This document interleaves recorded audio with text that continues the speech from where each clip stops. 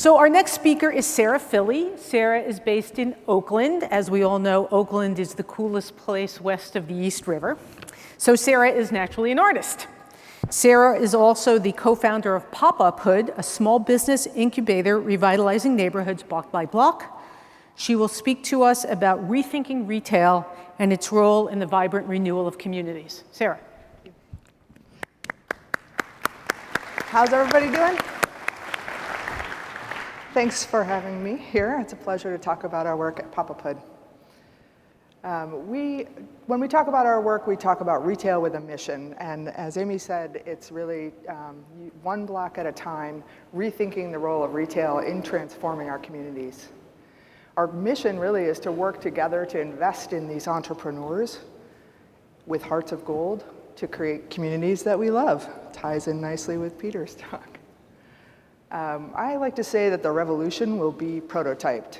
This is a good friend of mine who really is talking about urban prototyping, which is the idea that you iterate, you put it out in the field, you get feedback, and then you scale what works. So it's really a movement about making cities better, faster. I want to talk a little bit about Oakland. And our methodology is really to use these creative disruptions, some great examples that Peter showed, to really catalyze local economic development. So I moved to Oakland to go to art school. I'm a fine artist and trained in public art and creative engagement. And I stayed in Oakland for over 20 years through the first recession. So I saw how vulnerable cities like Oakland and Detroit are during those recessions. They're hit hardest and they're the slowest to recover. And I couldn't help making the connection between that and artists being a vulnerable population in our cities. They're usually hit first. The funding dries up first. The institutions that fund the funders dries up. So they're really the canary in the coal mines when we're challenged economically. And they're often the first people to leave the cities to go seek opportunities or jobs. So it became a radical act of love for our city to stay and to start to prototype solutions in Oakland that could sustain our creative entrepreneurs. So Popuphood was the first retail incubator in the US, and it made all the sense in the world to us to connect these creative entrepreneurs that were in Oakland with these vacant retail spaces. So part of the context of what was happening in downtown Oakland in 2011 was 35% retail vacancies in the downtown. It had perception issues. I'm sure all of you have ideas about what Oakland is and was. And it also had, on the other hand, this incredible vibrant art scene that was drawing 20,000 people one Friday a month to look at art.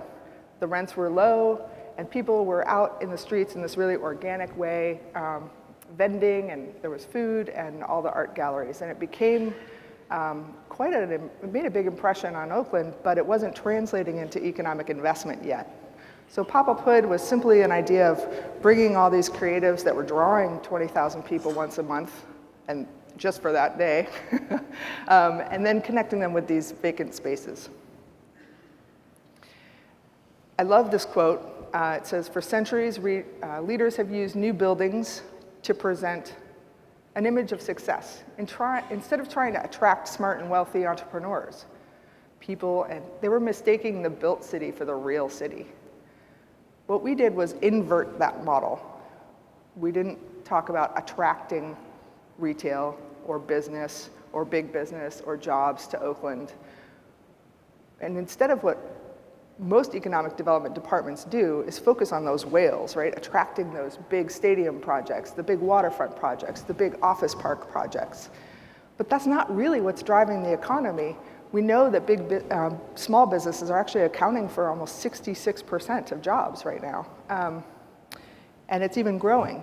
So what we did is aggregate the micro, the nano, the cottage industry, the vendors, the hustlers, the doers, dreamers, the makers, and we geolocated them in one space. So we're using cluster economics to really make an impact in one neighborhood, on one block. And so this is a slide of Old Oakland where we did our first project with the city of Oakland and neighborhood groups.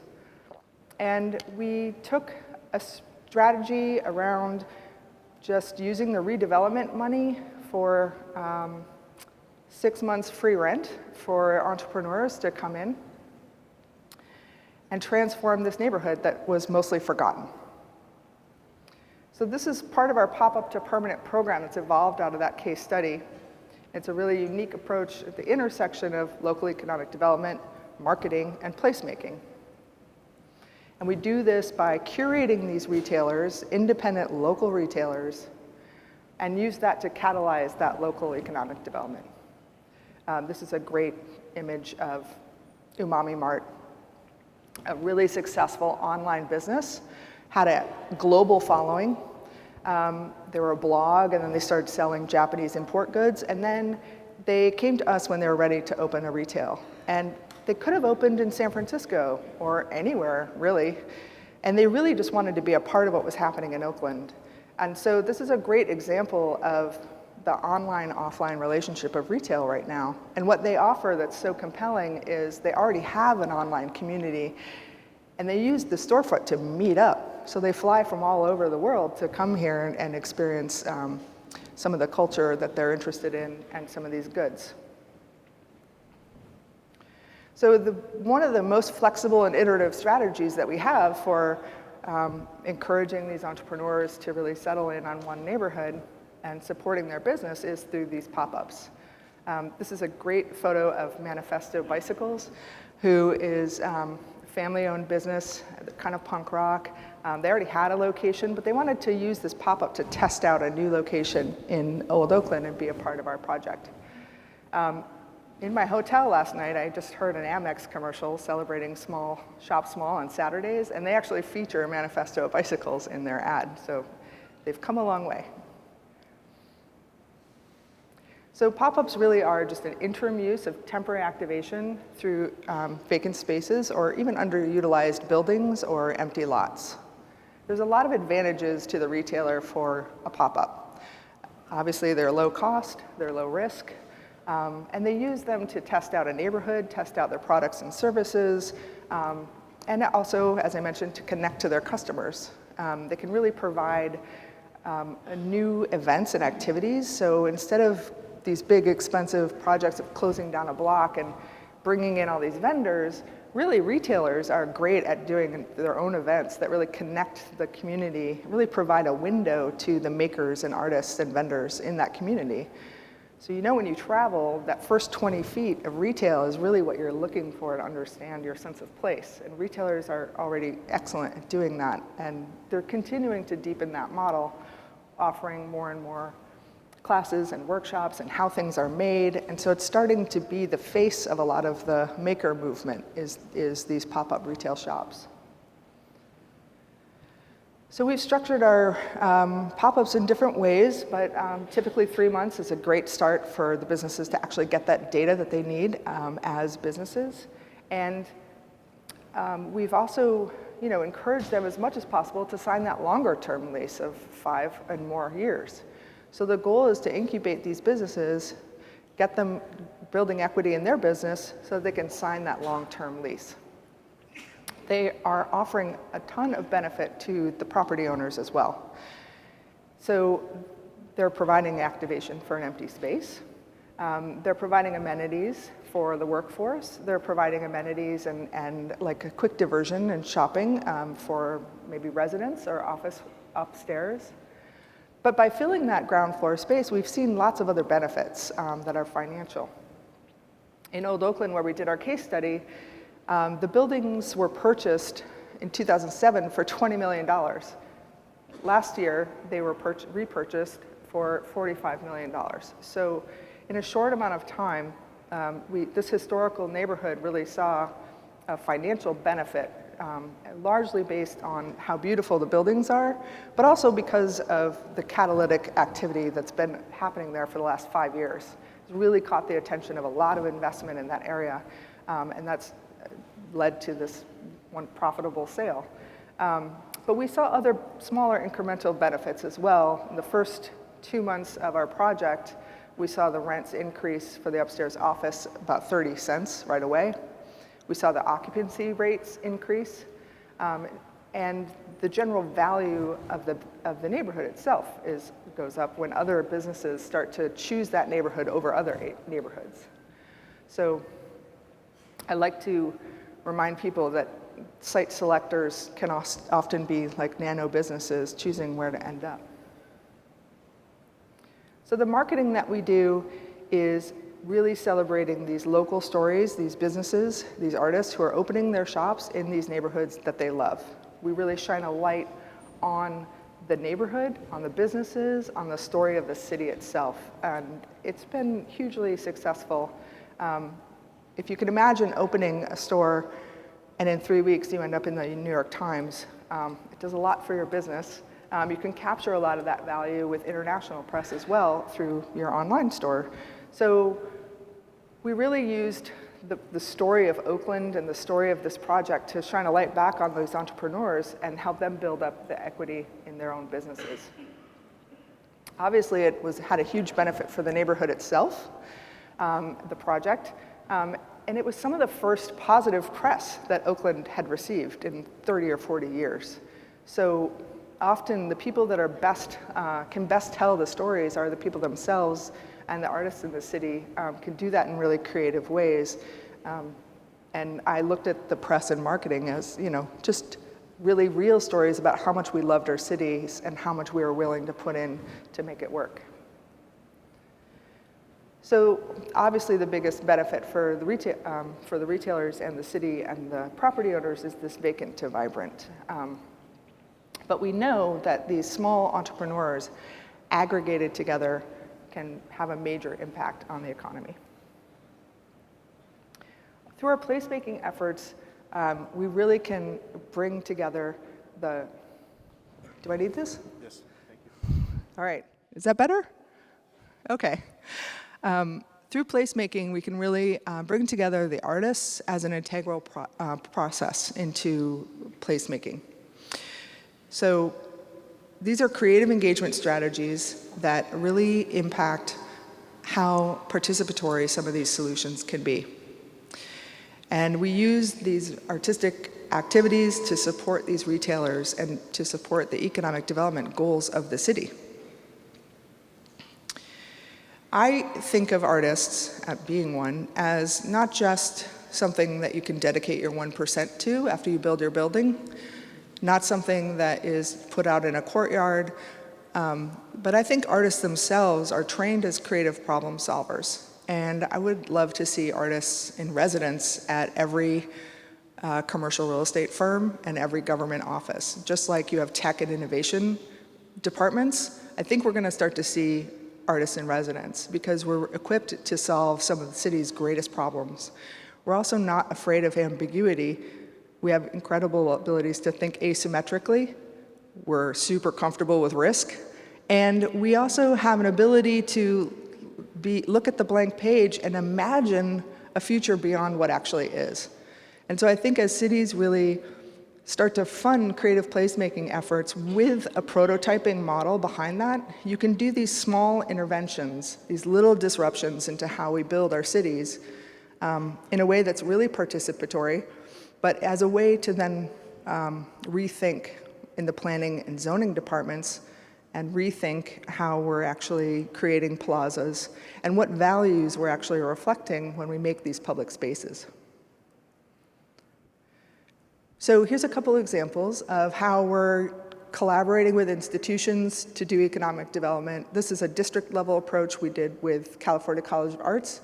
We co-led a seminar with the incredible Liz Agbu.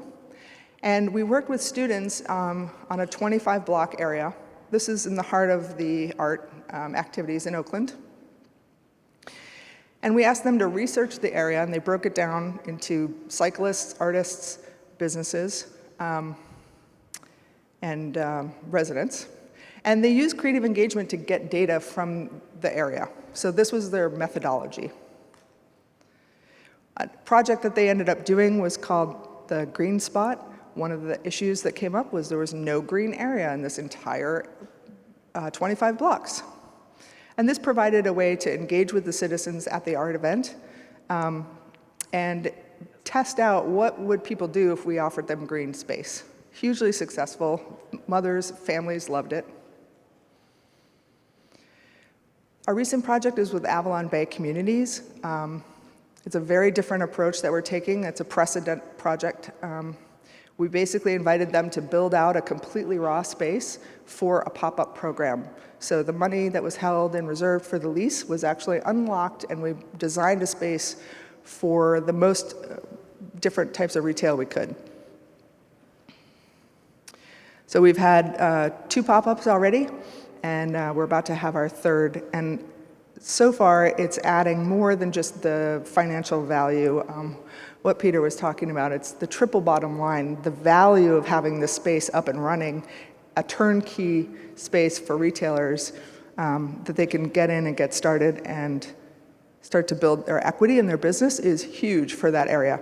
It was a space that was on the wrong side of the tracks, and so it just was sitting empty, and the residents weren't enjoying it, and it wasn't pulling people down. So we created these destination pop-ups to really drive foot traffic and start to bring a little vitality into that area of South Berkeley.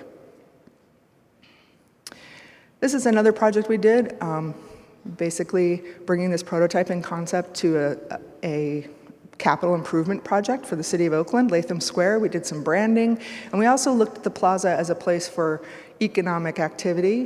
What are the ways in which cities can start prototyping vending, either semi-permanent or permanent opportunities to vend? The marketplace is the oldest idea in cities, and yet we seem to be really struggling with how to support that idea of a vibrant marketplace. The San Francisco Shipyard in San Francisco is 800 acres of base redevelopment project. And to their credit, they were really interested in attracting the creative energy of San Francisco to this largely vacant industrial and unoccupied stretch of land on the southeastern part of San Francisco.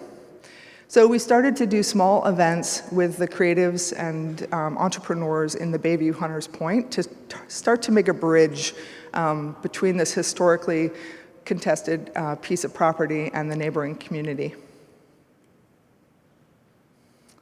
All of this work over the last 5 years has really led us to think really critically about the policies and permitting that we put in place to support our local entrepreneurs.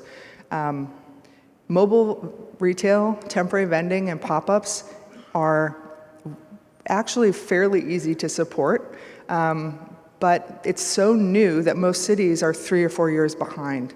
So you're losing sales tax, and you're also preventing the growth of this very, very accelerated industry and job creators, the future retailers and job creators of the next 5 years. It also means they're going to other cities. They're mobile. So this is where the site selection thing comes back into play, because if cities aren't making a business-friendly environment to incubate these smaller businesses, then they're not looking down the road 3 to 5 years from now. And it's really a regional issue. In the Bay Area, it comes into play because there's 5 cities that are connected through transportation. So nobody lives and works in the same city. But in areas like Dallas, this just came up in the news yesterday. So every city is starting to deal with this, and I think this is where we can really start to see the value of placemaking and entrepreneurship. If you go to Austin, they're doing it very well. Portland's doing it very well. San Francisco's doing it very well.